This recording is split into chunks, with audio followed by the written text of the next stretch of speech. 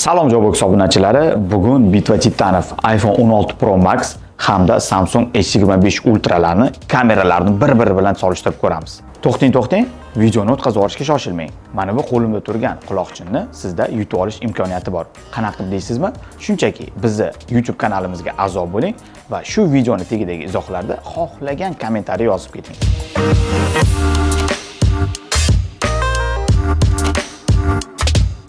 Tan olish kerak, S25 Ultra'ning kamerasi S24 Ultra'nikiga qaraganda anchagina kuchliroq ishlab chiqarildi, lekin iPhone 16 Pro Max'ni u dog'da qoldira oladimi? Bugun shu savollarga javob topamiz. Xo'sh, obzorni nimadan boshlaymiz? Har doimgidek xarakteristika bo'yicha kichik ma'lumot berishdan. Tablitsada ko'rib turganingizdek, Samsung S25 Ultra'ni ultra keng burchakli kamerasi 12 megapikseldan 50 megapikselga ko'paygan. iPhone 16 Pro Max ultra keng burchakli kamerasi esa 12 megapikseldan 48 megapikselga kattalashgan. Qolganini aytganda, deyarli unaqa katta farq yo'q, faqatgina dasturiy ta'minotda juda ham katta o'zgarishlar qilishgan. Demak, solishtirishni qanday amalga oshiramiz? Barcha o'rnatilgan kameralarda rasm, video va qanday imkoniyatlari mavjud bo'lsa, barchasini ishlatib ko'ramiz. Qani ko'ramiz, bu bahsimizda iPhone g'olib bo'larmikan yoki Samsung? Mana birinchi rasmimiz, ko'radigan bo'lsak, ranglar bo'yicha farq bor.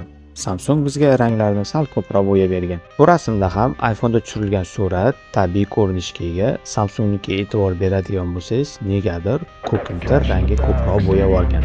Lekin shunda ham yomon chiqmagan. Bu rasmda detalizatsiyani ko'rib chiqamiz. E'tibor beradigan bo'lsangiz, Samsungda binoning chap tarafida detalizatsiyalar yo'qolish mavjud.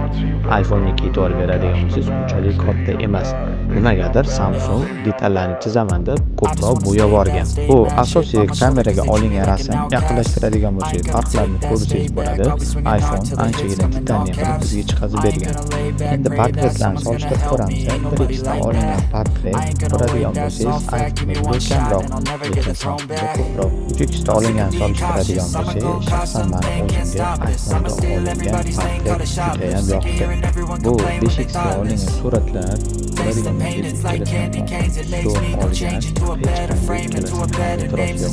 bu rasmni ko'radigan bo'lsak, detalizatsiya bo'yicha iPhone anchagina ustunroq ko'rinadi. Samsungda bilinmas kamchiliklari bor. Hozir mana video zapis qilishni boshladik. Birinchi o'tirib ovozimni tekshirish uchun men iPhone'ga gapiraman. Eshitib ko'ringlar, ovozimni eshitib atrofni boryapti yo'q. Ana endi Samsungning kamerasiga gapiraman. Eshitib ko'ringlar, ovozimni bir qarashda ikkala smartfon ham eng yaxshi video lavhalarni suratga tushirayotgani ko'rinadi. Masalan, mana bu videoda ko'rsangiz bo'ladi. Lekin mana bu videoga e'tibor beradigan bo'lsangiz, Samsungda ranglar bilan ishlashda muammo borligini kuzatsa bo'ladi. Ko'radigan bo'lsangiz, shu nimagadir birlashib ketdi. iPhone esa judayam zo'r qilib bizga tasvirda chiqarib berdi. Lekin bu degani Samsungning kamerasi iPhone'nikidan yomon degani emas. Bir jihatda Samsungning kamerasi iPhone'nikidan ustunroq. Masalan, mana rasmga e'tibor bering. Ikkala rasm ham 5x da olingan. Yaqinlashtiradigan bo'lsak, Samsungda detalizatsiya iPhone'nikidan ko'ra ancha yaxshiroqligini ko'rishingiz mumkin. Va ikkala smartfon ham o'ziga yarasha ustunliklariga ega. Video rasmlarni ancha sifatli qilib bizga chiqarib bermoqda. Keling, stabilizatsiyani tekshirish uchun harakatda obyektlarni video lavhaga tushirib ko'ramiz. Xo'sh, ko'radigan bo'lsak, bu yerda yaqqol sudlik iPhone'daligini ko'rsangiz bo'ladi. Sababi, yaxshilab e'tibor bersangiz, negadir Samsungda obyektlar bir-biriga yo'q. iPhone'da esa hamma detallarni ko'rishingiz mumkin. Ana endi frontalniy kamerasini tekshiramiz. Ovozlarimni, videoni kачествосini o'zingizlar ko'ringlar. Mana hozir iPhone'ga gapiryapman. iPhone'da ovozim chiqadi. Ana endi Samsungga gapiraman. Mana Samsungda ovozim chiqyapti. Atrof muhitni ham ovozini tekshirib ko'ringlar. Va videoni sifatini ham bir ko'ringlar. Tan olish kerak, video olayotganda iPhone anchagina oldinda Samsungga qaraganda sifat bo'yicha, lekin rasmlarni olishda esa meni fikrimcha Samsung ustunroq.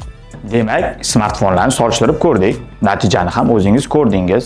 Sizni fikringizcha qaysi smartfon kamerasi kuchliroq ekan? O'sha smartfonni kommentariyada belgilab keting.